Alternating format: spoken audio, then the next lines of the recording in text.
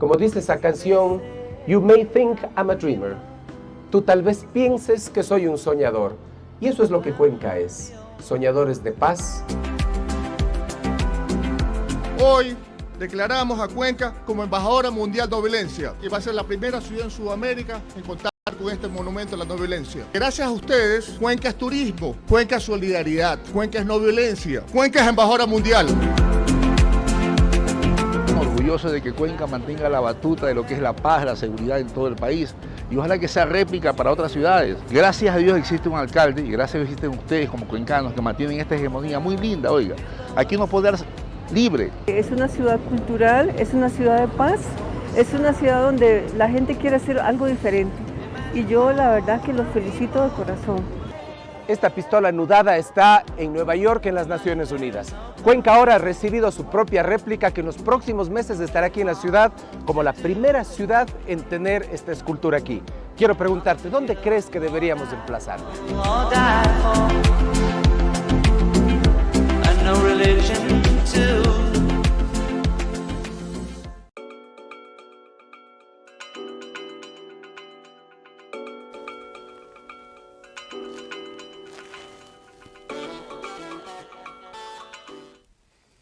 Nuestro saludo cordial de bienvenida para nuestras amigas y amigos que siguen este programa. El programa Derechos Urbanos que se transmite diariamente de lunes a viernes a través del portal digital Voces Azuayas y cuenta con el servicio técnico del Grupo Estrategia 7, también con la retransmisión de Multiimpactos Radio. Además, advertimos que este programa se transmite a través de las redes. Me refiero a Facebook Live, a YouTube, a X e Instagram. Los días miércoles están determinados para la sociedad en la radio y aprovechamos con el objeto de traer todos los factores sociales, aspiraciones, problemas que están de actualidad para tratarlos con especialistas en cada uno de las ramas. Por ahora hemos titulado el programa el programa Jornadas de Resistencia. Con este objeto hemos invitado al abogado Pablo Farfán Méndez, quien es coordinador de Ñukanchi Huapondelich, y a quien le damos la más cordial bienvenida al programa de Derechos Urbanos por Voces Azuayas. Muchísimas gracias, estimado Rodrigo. Igualmente aquí gracias a Estrategia 7 por el espacio y sí, viniéndoles a contar un poco de lo que van a tratarse las jornadas de la resistencia y también a socializar un poco la palabra. Muchas gracias, Pablo. Ante todo quisiera dar a conocer parte de su currículo, que en cuanto a biografía, él es artista visual, productor audiovisual, escritor y abogado cuencano de derechos humanos y culturales de la ciudad de Cuenca.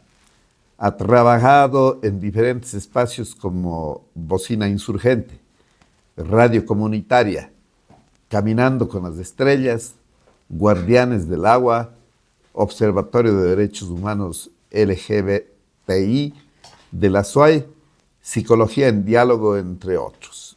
Sus registros fotográficos van desde la fotopoesía hasta el fotoreportaje. Entre los años 2022 y 2024, trabajó en fotografía de calle, generando registros gráficos y de en espacios de Ecuador, Cuenca, Quito, Santa Elena, Tundaime, Puyo, Cañar, Loja y del mundo. España, Francia, Hungría, Italia, Austria, Tailandia y Camboya. Actualmente forma parte del equipo que impulsa Ñukanchi Huapondelich, Casa de Estudios y Artes Populares en Cuenca, un espacio recuperado en el centro de la ciudad, destinado a impulsar procesos sociales y culturales desde una mirada crítica y reflexiva. A partir del 8 al 26 de septiembre se están realizando las jornadas por la resistencia que consta de talleres, ciclos de cine y conversatorios acerca de nuestra coyuntura social y política actual en diferentes espacios y sectores de la ciudad. Con esto, pues, entremos al tema, pero antes yo quisiera preguntarle algo personal, Pablo, al respecto de su currículo. Usted es un activista desde hace algunos años. Sí, realmente ya ha pasado algún tiempo de lo que hemos venido trabajando, bueno, de mi parte. Sí, ya han sido bastantes años que he venido realizando como esta labor que no creo que le uniría mucho a lo que es el activismo, sino más bien a lo que es el activismo, que es unir un poco el arte y estas áreas sociales también críticas, pero también desde una... Activismo en el arte. Exacto, pero no sería tanto de la acción, sino de hacer arte, del activismo, exacto. Entonces, sí, ya ha pasado algún tiempo de lo que hemos venido realizando. Realmente ha sido también una lucha por los procesos sociales aquí en Cuenca que la realizamos en su momento con muchos compañeros, compañeras que actualmente tal vez ya no militan o forman parte de estos espacios, pero sí. Igualmente, así como mencionaba, yo no soy mucho de que me lean lo que hago, los currículums, no soy mucho de eso, pero sí, ya lo hacíamos en su momento, ahora estamos como que poniéndolo en práctica a través de procesos sociales un poco más enfocados en coordinar acciones ya concretas. Entonces, a través de eso lo hemos intentado materializar y lo estamos haciendo a través de este espacio que se llama Ñucanchi Guapondeli.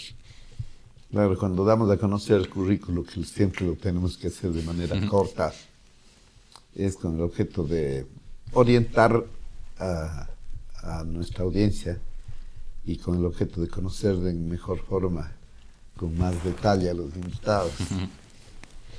Y entonces, como eso también es un conocimiento nuevo para mí, quería poner como preámbulo esta conversación para conocerle más.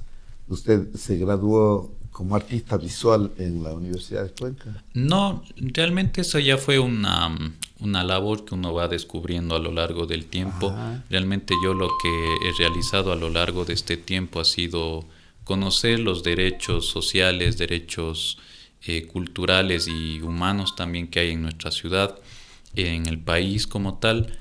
Pero de ahí como artista visual lo que siempre he realizado ya desde hace bastante tiempo son registros visuales que van desde la fotopoesía, del fotoreportaje, la fotografía documental, pero sin un fin focalizado a intentar generar un discurso o generar mediatización, sino que se comparta a través de una mirada también desde la belleza. Entonces, para eso lo que más he utilizado es la fotografía. No fue hace mucho también que aquí, igualmente junto con el equipo de la Universidad de Cuenca de Psicología, tuvimos un programa aquí en Estrategia 7 que era Psicología en Diálogo, ellos todavía continúan. Entonces es ir como que poniendo estos puntitos en cada espacio que se ha ido trabajando. Me perdona un momento. Con el objeto de... Tengo la oportunidad de tomar contacto con Michelle. Estamos en el programa, Michelle. Quisiéramos saber si usted puede... Estamos al aire en este momento y quería preguntarle si puede usted participar desde Alemania.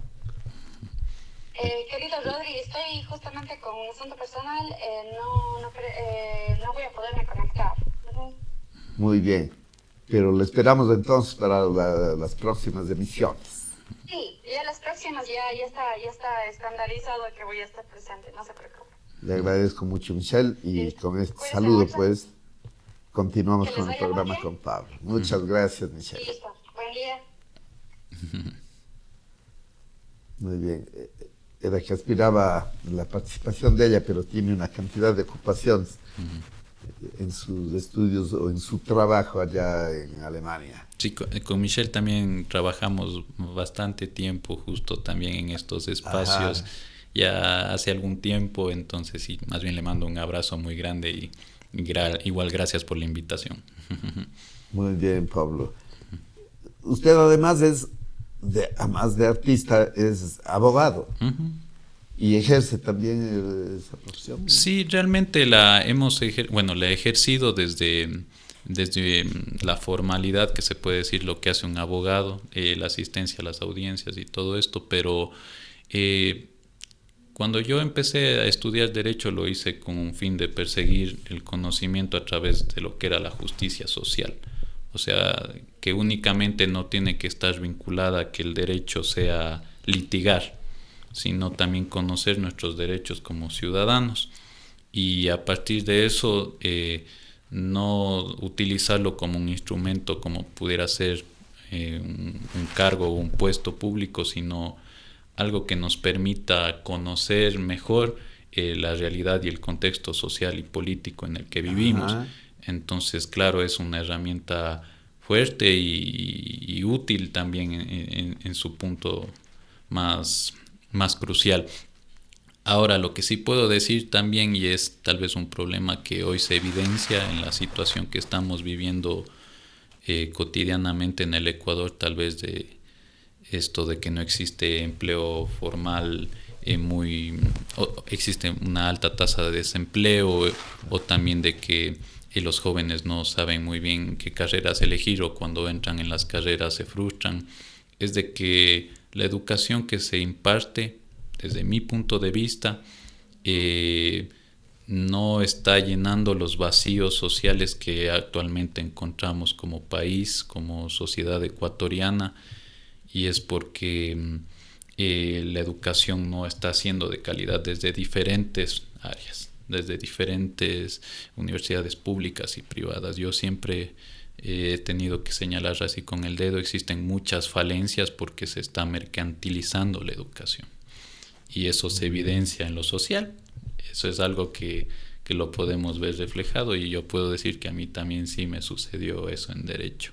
Pero también, entre muchas otras cosas, también era muy positivo porque se generan comunidades. Muchos de los compañeros con los que estamos trabajando actualmente en las jornadas también pasaron sus procesos educativos, y yo los conocí también en las aulas de clase. Mercantilización de la educación, pero sobre todo ahora estamos entrando en esa fase de manera más acelerada, que coincide con el descuido de la educación fiscal. Exactamente. Porque se sobreentiende que la educación fiscal no puede adquirir beneficios económicos. Exacto. Y mucho más allá de esos beneficios, y pudiéramos hablar igual de mercantilización en otras áreas, no solamente en la educación, tal vez en la salud, en derechos ya más colectivos, claro. Pero lo que pasa es que no existe una inversión adecuada, y no solamente aspectos de inversión, porque no es solo de financiamiento, sino también de un impulso crítico a dinámicas actuales de lo que está sucediendo, tal vez problemas coyunturales políticos, problemas socioeconómicos, familiares, de la violencia, porque ha habido tanta deserción escolar a lo largo de estos años, sobre todo en población joven de la costa y de la sierra también. Es decir, usted, Pablo, ha logrado que es un estado de buena coordinación en las actividades personales, aunque tenga distintos conocimientos sobre distintas áreas, procura dar un contenido unitario, es decir, tanto en el momento que está haciendo arte, en el momento que está ejerciendo su profesión de abogado, procura unir hacia un mismo contenido, llamaré así, de los problemas sociales o de las cosas que tiene que usted elaborar. Sí, o sea... Y también es escritor. Sí, también, sí. ¿Hacia qué áreas se ha dirigido? Entiendo que coordinadamente, en la misma forma. Realmente lo que más me he dedicado últimamente a escribir es poesía. Justamente antes de empezar estaba escribiendo aquí. Entonces, sí, el área de la poesía, tal vez desde también una zona crítica. Siempre me remito a lo crítico. Y si hay tal vez lugares en donde todavía uno se puede refugiar de toda esta avalancha de hiperinformación, hipercomunicación, de problemas sociales también, de la mediatización de la violencia, es a través del arte y bueno, en mi caso también como escritor es de poesía. Ahora es una poesía también que no la encontramos dentro de planos formales y que me ha permitido encontrar comunidad, sobre todo aquí en Cuenca, de gente que también lo hace, siempre lo ha habido. También hace Sí. referencia su poesía a los problemas más de tipo general, comunitario, social, antes que personal. Sí, pero desde un enfoque más íntimo. ¿A qué me refiero? Por ejemplo, yo conozco una comunidad aquí en Cuenca que se dedica a escribir poesía, pero que no la publica o que solamente se la guardan para ellos, para momentos en los que los pueden compartir con gente que tal vez sienten su alegría o su dolor. Entonces, en ellos yo he visto reflejado también muchas de las cosas que uno evidencia en su cotidianidad, en su día a día, que es que todavía se puede salvar la belleza. Entonces, eso está en la su poesía. poesía sí se publica. He publicado un poemario, tengo también listo ya un libro que va a salir en enero. Me dediqué todo desde el mes de marzo hasta el mes de julio a escribir este libro y voy a ver qué tal me va. Estamos trabajando también un poco con la editorial del UDECUEN que hemos estado conversando, pero como muchas otras cosas que pasan, y aquí compañeros artistas, hombres y mujeres no me van a dejar mentir, publicar en el Ecuador, escribir, dedicarse al arte, siempre ha sido complicado, porque no existe un impulso. Vea usted, por ejemplo, ahora con la fusión de los ministerios, el Ministerio de Cultura, peor. O sea, si antes se nos apoyaba poco, ahora es peor si es que no se lo hace uno Cuando en mismo. las intenciones políticas está más bien procurar que nadie hable muchas cosas que puedan inquietar a la opinión, entonces no le dan absolutamente ninguna salida, ningún apoyo. ¿No? Yo más bien por eso felicito y agradezco mucho a los espacios que permiten que se difunda la literatura aquí en Cuenca, porque sí hay, sobre todo aquí en Cuenca, pero es lo que usted dice, Rodrigo, o sea, es como si fuera una intención de que nuestra memoria histórica que le estamos construyendo hoy en día, que después puede llegar a ser patrimonial, como no, están desapareciéndola, no quieren que se haga. Y es algo pensado, es como algo fabricado, una intención de que no tengamos una memoria histórica más allá de algo que se pueda consumir o que venga de afuera. Y eso se da dentro de una política, digamos, localista, como también dentro de una política general, porque incluso la tecnología y el uso que se da, más bien dicho, la tecnología para la cuestión de publicidad y más, se dirige hacia buscar la menor cantidad de conocimientos que pueda existir, con el objeto de que todos sean una gran masa esclavizada intelectualmente, como para pensar en un solo sentido, una unidimensionalidad. Exacto. Sin que se pueda salir absolutamente a analizar, que es en cambio lo que más necesitamos para poder construir una forma de vida racional que atienda nuestras principales dificultades y las futuras que podríamos prever que nos seguirán presentando. Exacto, y realmente eso también tiene que nacer desde una posición en la que podamos ver todas las posibilidades que se nos dan en nuestra vida, y que yo le agradezco mucho a mi familia, también a mis amigos y a la gente que conozco que me ha brindado espacios así como estos, en los que desde las áreas que uno trabaja, puede ser la literatura, el derecho, el arte, la radiodifusión, podamos tener la alternativa, las opciones de ir decidiendo e ir proponiendo, y que no sea así como usted menciona, Rodrigo, una linealidad de masa que únicamente se nos diga lo que tenemos que pensar o cómo lo tenemos que hacer. Puede sonar idealista, pero en estos tiempos tan coyunturales, por ejemplo, con el tema del agua, son como estas grietas que se abren y nos permiten hacerlo. Necesitamos discutir, sacar a luz a todos los problemas graves, mientras más graves, mayor razón todavía para poder discutir nos hace falta. Exacto. La discusión, o como diría el Paulo Freire, la dialogicidad, algo con el objeto de que sea una, encaminarse hacia la exacto, verdad, una la retroalimentación. búsqueda permanente de la verdad. Uh-huh. Usted eso entiendo que así cumplía en los espacios en los que ha actuado, como Bocina Insurgente, Radio Comunitaria, Caminando con las Estrellas, Guardianes del Agua, Observatorio de Derechos Humanos LGBTI, de la SOAI, Sí, Psicología en Diálogo. Sí. Es decir, son espacios que de cierta forma están coordinados hacia lo que usted quiere destacar, piensa y esos espacios también ya tienen algún tiempo porque han sido a lo largo de estos años, pero son los que más recuerdo y tengo con mucho cariño porque también es como que durante este proceso de organización mucha gente se ha ido quedando en el camino, inclusive dentro de procesos sociales como fue en su momento la lucha por el agua en Río Blanco, muchos compañeros y compañeras que tuvieron que irse, otros murieron.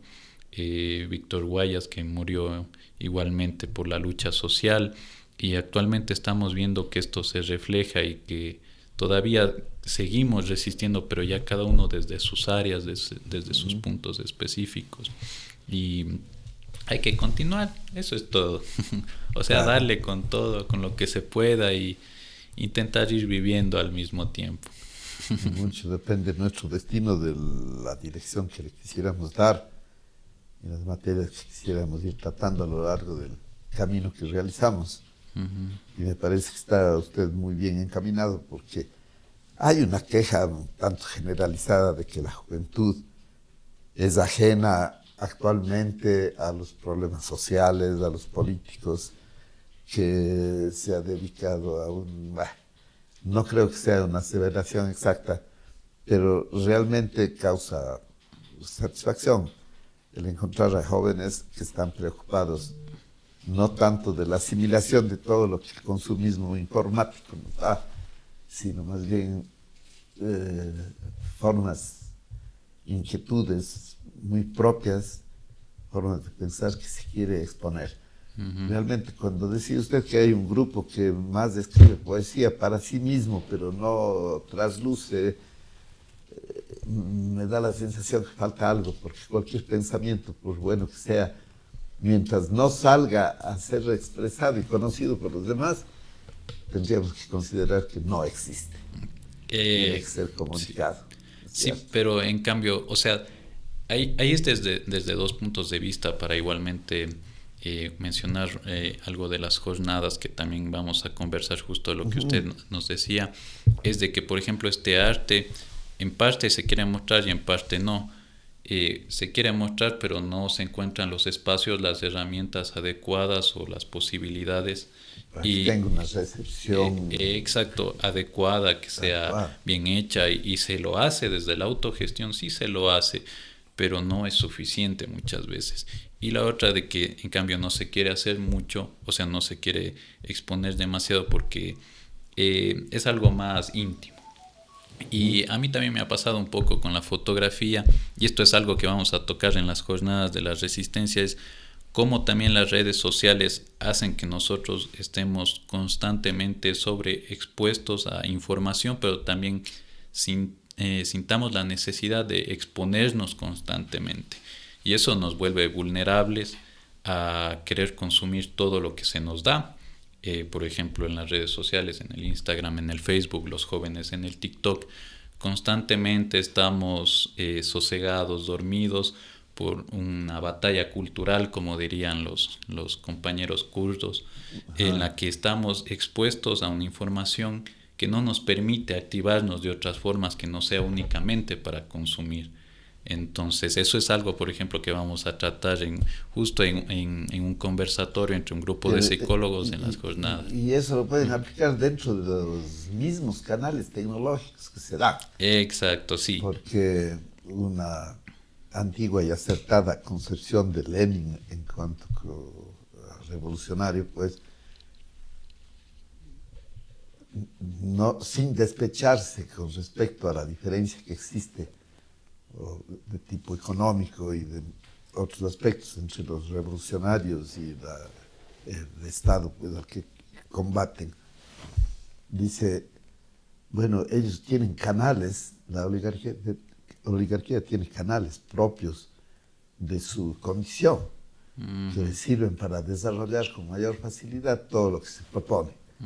Sin embargo, estos mismos canales tienen una capacidad tal que nunca pueden ser aprovechados en la totalidad de su capacidad. Exacto. Por tanto, existe un parámetro que puede ser aprovechado, no para lo que se propone este denominativo generalizado de la tecnología y sus objetivos, sino más bien de quienes necesitan hacer una labor contraria a esa corriente. Es decir, aprovechando los mismos canales de la oligarquía, decía, el pensamiento revolucionario puede beneficiarse. Póngase un ejemplo muy claro que yo siempre lo tengo presente y es cómo se utilizan las cosas, las herramientas en este caso y también de quién está detrás.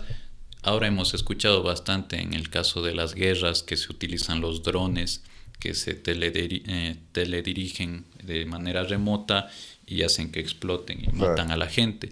Entonces esa es una forma de utilizar, por ejemplo. Pero a mí una vez me sorprendió que en el terremoto que hubo en Myanmar, que fue catastrófico, enviaron desde otros gobiernos de otras partes del mundo los mismos drones que utilizan para matar a la gente. Les utilizan, hacen que suban a la parte más alta de donde hay escombros y utilizan como linternas en la noche y buscan, georreferencian a la gente que está debajo de los escombros. Entonces, es cómo se le utiliza, son estas herramientas que están a disposición de nosotros, al igual que las redes, cómo las difundimos, cómo las utilizamos. Y se ha visto cómo, por ejemplo, médicamente, los drones son muy útiles para cuando se realiza en condiciones que son desfavorables por la falta de atención. En la calle, por ejemplo, un infarto. Le envían de la clínica un dron con las indicaciones a la persona que le está asistiendo, a efecto de que haga lo que tendría que hacer en sus dispositivos, y desde una central médica dirigen absolutamente todo el procedimiento para salvar una vida. Exacto. Entonces, ese tipo de cosas. Ahí hablamos que está a servicio, y más allá que el servicio, tendría que estar como que a disposición de defender la vida, que es lo que al menos nosotros buscamos, y no que únicamente se busque ese propósito colonialista, imperial de matar y someter. Y eso es lo que estamos luchando hoy en día también. Y saltando a nuestro tema de las jornadas de resistencia, la resistencia también puede sentirse beneficiada de poder hacer sus cosas con los medios tecnológicos que no son precisamente editados para eso. Exacto. Nosotros hace un año, en un espacio crítico que se hizo en la ciudad de Quito, una feria del libro insurgente, que igualmente a mis compañeros de Desde el Margen les mando un abrazo, siempre se reúnen grupos de todo el mundo a conversar sobre qué está sucediendo en nuestra coyuntura política social. Entonces, algo que llegamos a dilucidar, sobre todo la población más joven, es de que necesitamos adaptarnos, necesitamos actualizarnos a nuevas formas de presentar la resistencia y lucha social. Únicamente ya no se puede hablar, por ejemplo, de organización. Diferenciando entre qué formas. Exacto. Por ejemplo, no podemos hablar ya únicamente de burguesía y proletariado, ya como se hacía hace años, sino cómo actualizamos, cómo podemos llegar a la gente de diferentes formas. Algo que es necesario y es imprescindible, y una de las formas que usted me preguntaba, es a través de la dialogicidad, a través de la conversación, a través del intercambio de ideas directo, sin que tenga que pasar por medios tecnológicos como los teléfonos celulares. Yo, cuando empezamos conversando, por ejemplo, de esto de la educación, siempre he sido un total disidente o contrario a que, por ejemplo, se den las clases a través de plataformas virtuales como el Zoom, por ejemplo, porque se pierde esa conexión, esa interacción, esa comunidad que se genera entre un aula de clase. Hay formas, momentos, mecanismos en los que sí funciona y la virtualidad nos ha ayudado bastante en momentos tal vez como en la pandemia, pero esa no tiene que ser la regla total, únicamente porque nuestro tiempo está cortado.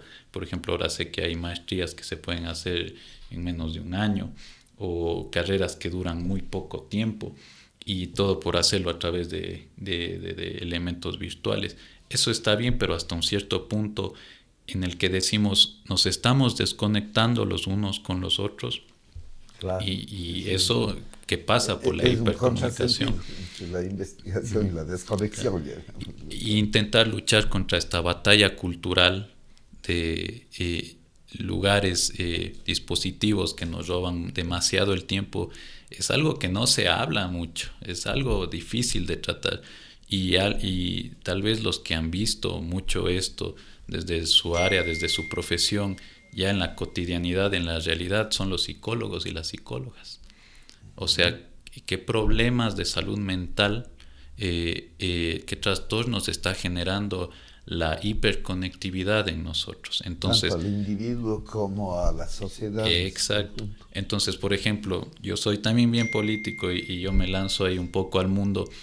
Por ejemplo, cómo llegó este discurso de parte de estas áreas del poder que hoy nos gobiernan a los más jóvenes, o por qué ganó dentro de esa población, o si vemos por qué hay tantos bots en las redes sociales, tanto troll center, es justamente porque ellos llegan a través de estos medios. Entonces saben cómo utilizarlo y resistir, porque resistir también es construir, generar crítica, es realizar cuestionamientos acerca de las cosas que hacemos cotidianamente. Entonces, dentro de eso también en nuestras jornadas de la resistencia que hemos propuesto es empezar a hablar de estas cosas, que también sí se las hacen, pero en grupos muy pequeños, áreas muy privilegiadas, que un amigo la última vez me decía, eso es capital cultural también, para tú hablar de esto necesitas saber, sí, pero hay que hacerlo también, o sea, hay que empezar a proponer estas críticas.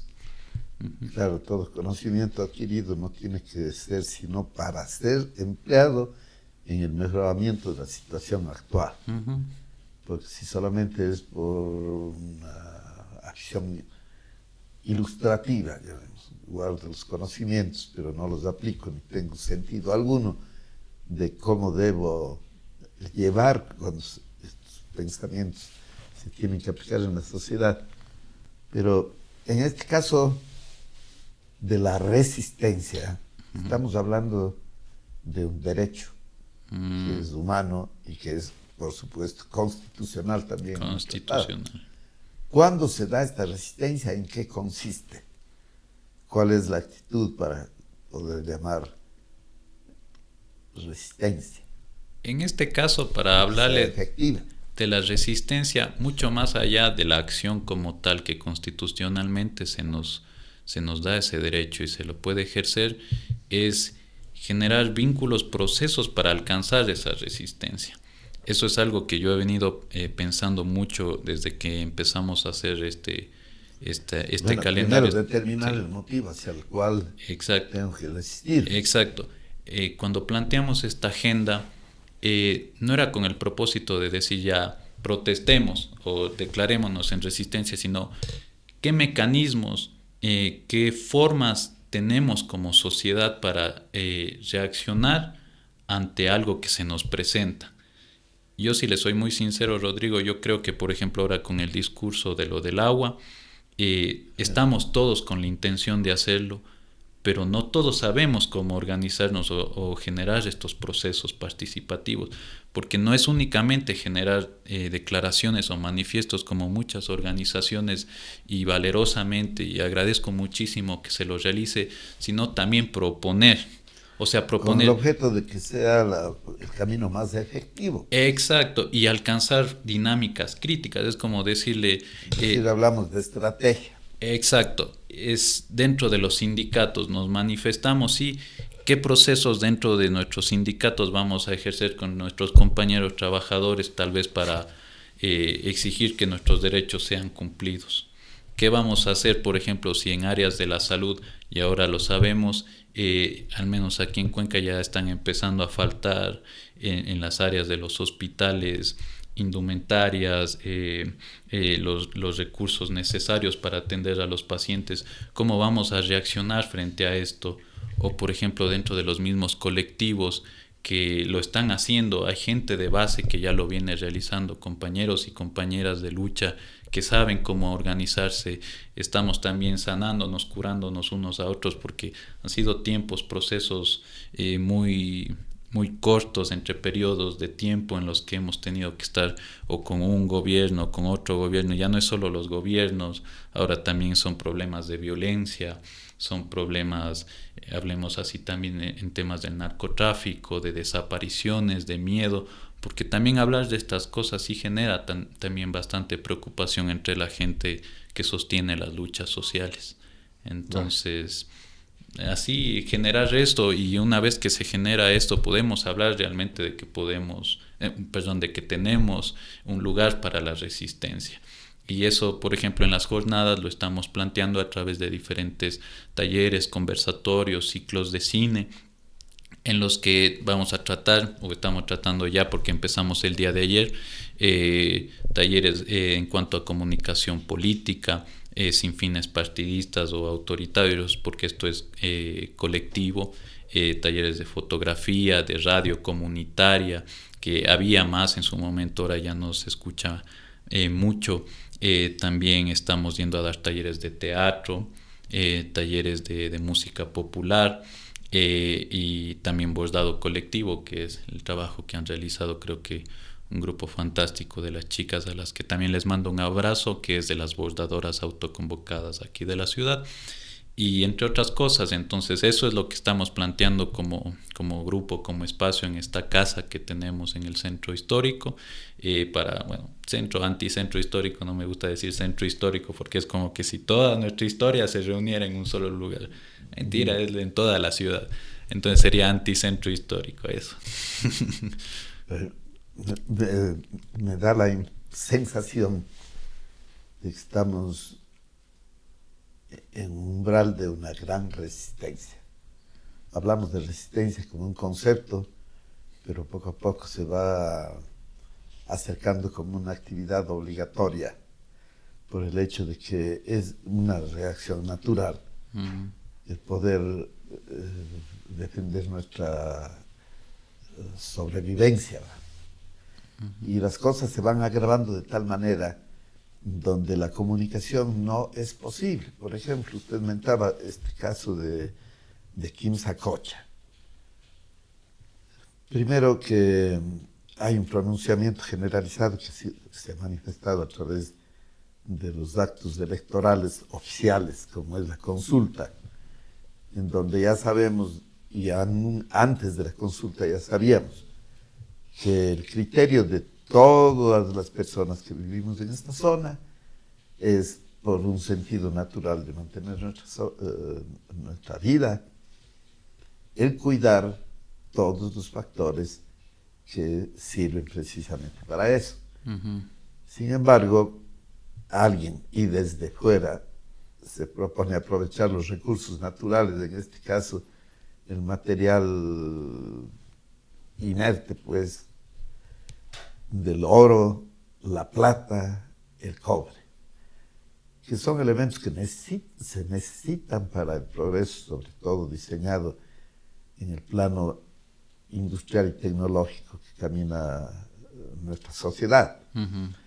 Pero incluso con la opinión de muchos, se dice que tanto se han explotado los recursos que eso que ha sido fruto de explotación se encuentra, digamos, en un estado como de basura, ya no es utilizado. Y ahí es en donde podríamos retomar nuevamente para volverlo a utilizar en forma de vida muchísimos aspectos, es decir, una reutilización. Ya no necesitamos seguir sacrificando a la tierra porque hemos atravesado aparentemente ya sus límites. Se habla de que ya hemos pasado del punto del no retorno. El no retorno. En el plano de la actividad funcional ecológica, llamemos, de la tierra. Pero también estamos en un punto de no retorno, por ejemplo, cuando yo pienso en la calamidad a la que se ha conducido el Estado como entidad organizadora de nuestra sociedad. Ha perdido todos sus propósitos, sus objetivos, sus facilidades, y entonces hay un acelerado deterioro institucional, y entiendo que lo que se persigue es llegar a la desaparición de este Estado que en otro momento fue mejor organizado. Y entonces, en este ambiente que nos invita a la resistencia natural, legal, humana, debemos estar presentes, como lo que tendremos el 16 de este mes, cuando salgamos a manifestar públicamente nuestra resistencia a que se nos agreda de tal manera como para que se ponga en peligro la vivencia de esta sociedad que está, pues, históricamente situada en un lugar que tiene muchos méritos para poder servir o garantizar la vida humana, pero tiene también recursos que, al ser explotados, podrían entrar en interferencia y lograr un impacto negativo entre lo que nosotros nos estamos procurando por intereses de tipo económico que no son nuestros. Y realmente eso se ve reflejado mucho en cómo respondemos como sociedad a lo que sucede. Si hay algo que es necesario que tenemos que hacer como población ecuatoriana, como población diversa, es saber de que tenemos que sanar bastante heridas que tal vez no nos la hemos causado nosotros mismos, pero también que nos la han causado siempre, y reconocernos como seres en nuestra diferencia, permitirnos escucharle a los demás. Y eso es algo que tal vez yo he evidenciado últimamente con lo que pasa con el agua, mucho más allá del discurso que se construye. Como usted mismo menciona, Rodrigo, nosotros no estamos diciendo que no utilizamos recursos que vienen de la minería, ¿ya? O sea, el material como tal, porque es parte de este progreso en el que inclusive se nos permite llegar a la población a través de la radio, por ejemplo. Pero también hay que ser congruentes con el espacio, el entorno vital en el que vivimos. No solamente podemos consumir todo lo que se nos da, todo lo que se nos presenta, que inclusive hasta los mismos beneficios económicos no se van a quedar aquí en nuestra población. Eso era algo que siempre decíamos: si quieren hacer minería, ¿usted permitiría que entre la minera o entre una petrolera y se ponga en el jardín, en la puerta de su casa? Nadie. Claro, el argumento es que se necesita para poder asimilarlo al progreso que hemos escogido. Exacto. Pero nosotros estamos alejados de ese progreso, ocupamos la última rueda del coche del mundo capitalista. Exacto, y es lo que nosotros... Entonces no nos sirve directamente, sino sirve a los otros. Exacto, y es inclusive por el hiperconsumo, generar críticas inclusive a nuestras propias formas de consumir. Uno siempre tiene que retrotraerse a lo que hace. Yo, por ejemplo, intentando dentro de mis formas de vivir, utilizar el mismo teléfono por más de 10 años, así. Y, por ejemplo, ayer hablábamos con un amigo de lo que es la obsolescencia programada, que ahora hacen los dispositivos o las cosas para que se dañen. Claro. Ahora váyase usted hace 20 años, yo tengo un radio que es una Vitrola ya de hace, ¿cuánto tendrá? Unos 40 años y sigue funcionando. Lo único que hay que hacer es soplarle un poco para que el disco dé un poquito más rápido la vuelta, aumente las revoluciones y funciona bien. Entonces, si estas cosas, si la minería nos permitiría generar estos debates, o realmente se demostrara a través de la academia estos progresos que nos permitan mejorar como sociedad, ya diríamos, no aquí en Quimsacocha ni en ningún otro lugar que se atente contra la naturaleza y las decisiones dignas de los pueblos, que se realice, pero no se lo está haciendo. No se lo va a hacer y no se lo está haciendo. Y creo que eso va a conducir a unas situaciones muy graves, porque es natural la reacción del ser humano cuando siente amenazada su vida, el poder defenderla. Entonces, todas las cosas se están orientando a presionar cada vez más, en donde hay un estiramiento mayor hacia la cuantía que tiene cada quien, de entre los que más tienen y los que cada vez están sumiendo en la necesidad y en la pobreza. Sí, eso es verdad. Lastimosamente, ya cuando se hace muy equidistante la balanza, es en el momento en el que surgen quiebres ya sociales, y no hay que irnos muy lejos. Usted también menciona, por ejemplo, desconfianza en el Estado, es porque ya no funciona lo que ellos nos proponen, no nos demuestran a través de las políticas tradicionales que eso va a funcionar. Porque ciertos políticos quieren intencionalmente destruir esa base del Estado con el objeto de que triunfen otros propósitos que son externos. Exacto, y la privatización y todas estas cosas. Yo creo que hay sociedades que reaccionan diferente a lo que les pasa. Nosotros no somos muy diferentes a otros hermanos y hermanas que hay a lo largo del mundo, que también sienten lo que les pasa y reaccionan. Véase, no es esta semana nomás en Nepal, una sociedad tan conservadora, tan metida en sí misma, quemaron el parlamento que ellos tienen. O sea, se incendió un edificio gigantesco y ellos estaban ahí. Y nosotros no es que decimos salgan a quemar, pero es que no nos dan respuestas y a nosotros nos están quemando nuestro planeta. No es ni mucho lo que pasaron los incendios forestales de hace un año en el parque en el área del macizo del Cajas, que estuvimos igual con compañeras trabajando con ahí. El riesgo enorme de que vuelvan. Exacto, y los ríos vacíos, y aquí reuniéndose. Sabiéndose que se ha determinado que de los incendios la mayor parte, un porcentaje altísimo, del 90% más, son intencionados. Exacto. Intencionales. La expansión. Es decir, tienen algún propósito. La expansión de la frontera agrícola, de las fronteras eso es urbanas. Lo que se ha manejado bastante, pero ¿cómo puede haber frontera agrícola, por ejemplo, en los peñascos estos que se incendian, que son paredes verticales, por ejemplo? Claro. Y se nota que el incendio comenzó cuando hubo una mecha prendida, una llanta en la parte baja de todo ese sector. Entonces comienza el incendio desde abajo, aprovechándose de los vientos, con un sentido estratégico, maligno, digamos, de quienes saben, no son, yo creo, los campesinos, para ampliar su frontera agrícola, que podría ser en un mínimo porcentaje.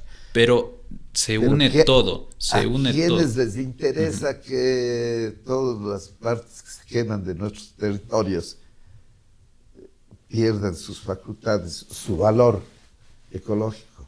O fronteras, también se habla, fronteras turísticas también, áreas que deberían de ser de reserva de protección, y ahora se están dando licitaciones, y sobre todo esto pasa bastante en el Parque Galápagos, de que cada vez existe más y más afluencia de turistas en lugares que son de reserva, de cuidado. Aquí también en el Cajas hay que ser bien críticos.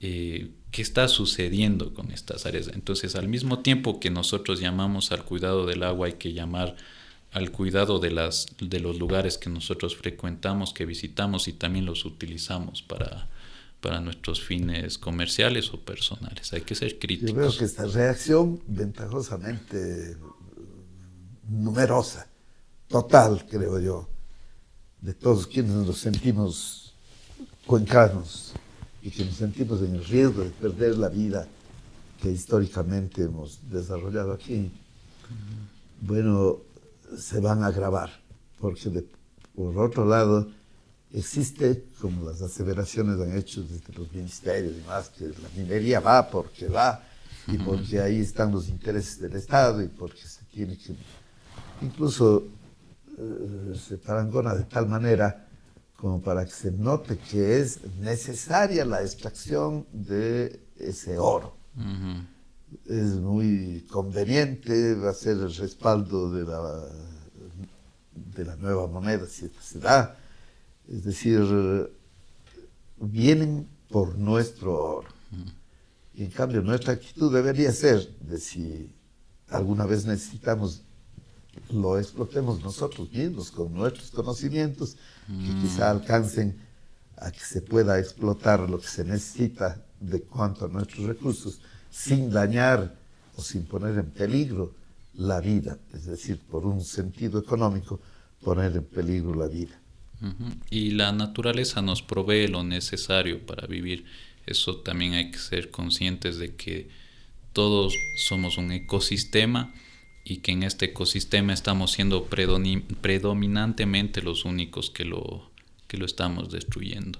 Entonces muchas de estas cosas también las vamos a tratar en nuestros talleres, en nuestros conversatorios acá en la Casa de Estudios Populares de Ñucanchi Guapondéliga, a la que nuevamente igual le agradezco, Rodrigo, esta invitación porque, o sea, es necesario y yo estoy muy feliz de que la ciudad esté unida, de que esté trabajando. Las organizaciones sociales están inclusive hasta un poco desbordadas de tanto que hay que hacer, pero es imprescindible organizarnos en estos tiempos. Es por fin un estado de madurez, de responsabilidad, de conciencia que se va adquiriendo. Y muy grato ver que esto va tomando cuerpo entre las personas que con toda razón vivimos aquí, pero en procura de mantener nuestras posibilidades de futuro para nuestras generaciones. Entonces,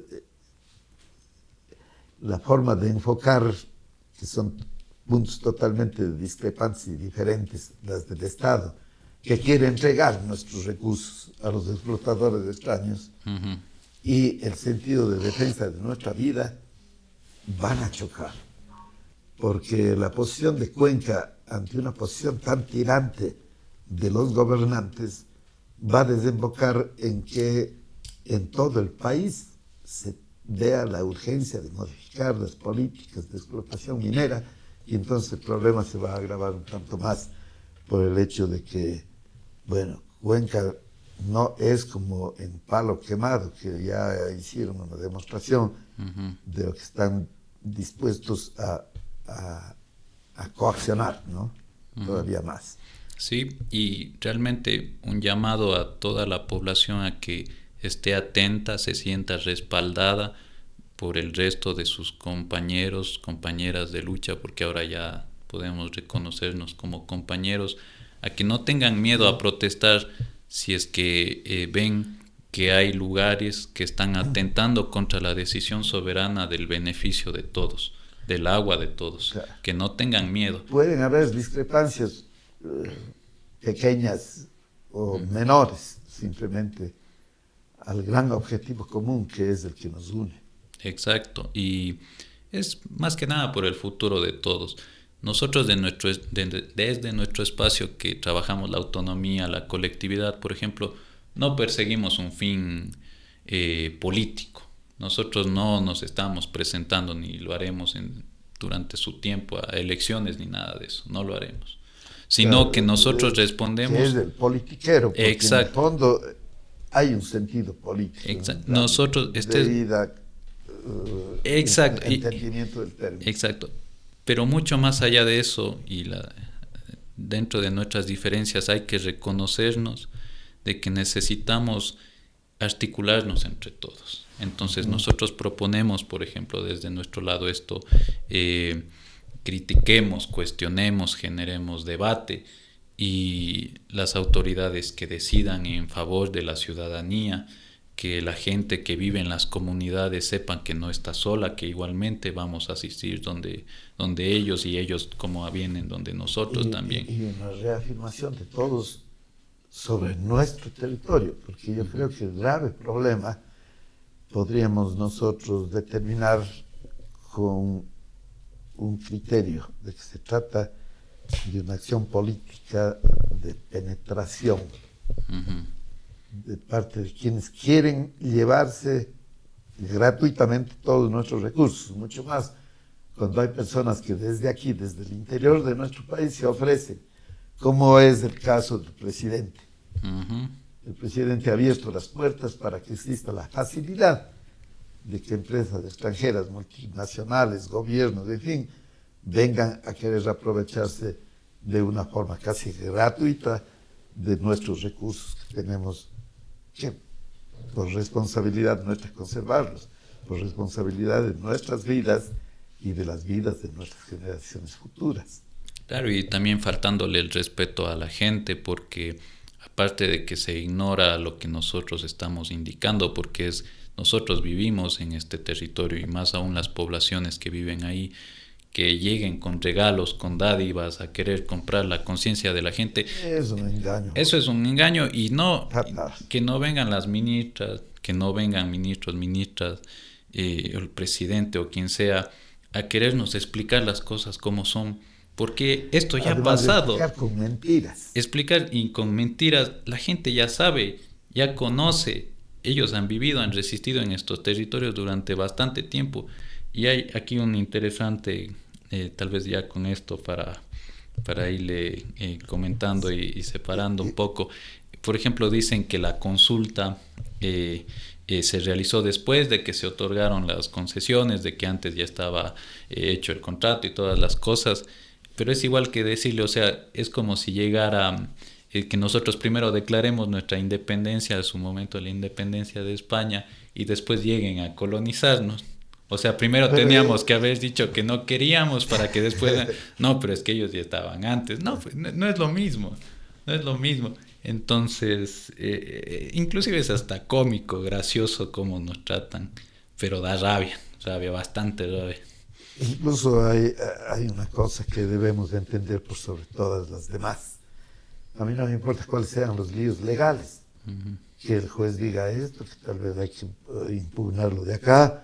Y lo cierto es que fijándonos en el resultado final, el hecho es que nosotros tenemos que defender nuestra vida. Y lo que se presenta es una amenaza gravísima para impedirlo. Sí, y la vida... Entonces, por sobre cualquier gestión que esté en el estado que estuviere, nosotros tenemos la responsabilidad natural, moral, personal de defendernos, de defender la vida.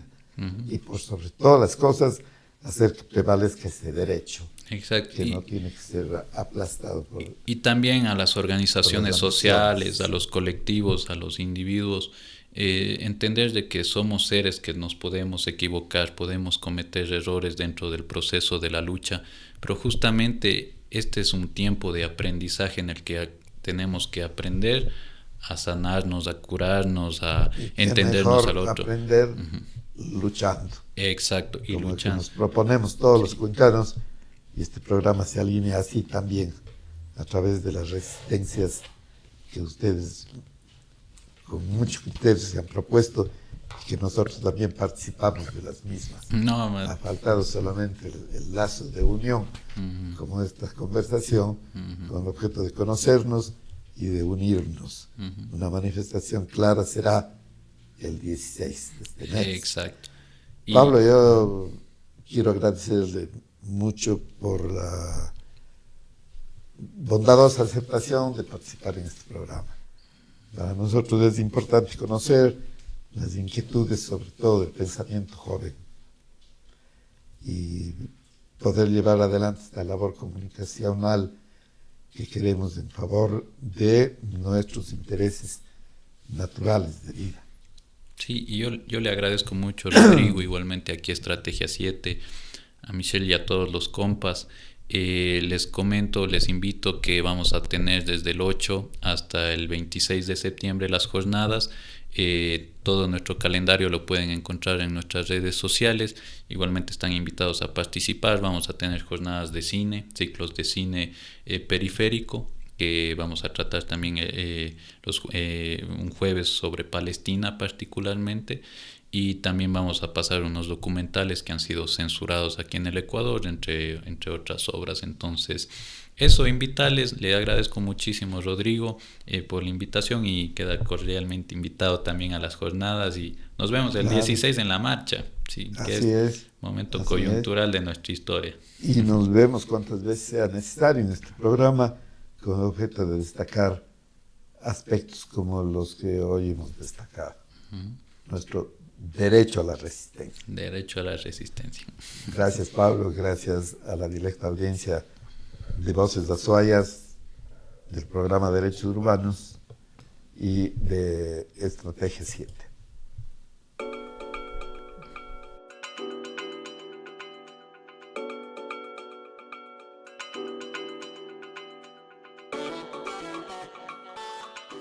Yo digo la verdad.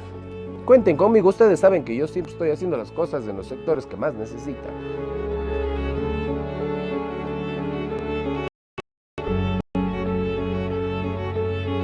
Así es el compromiso, señor alcalde. Usted tiene todo ese buen corazón para toda la ciudad de Cuenca.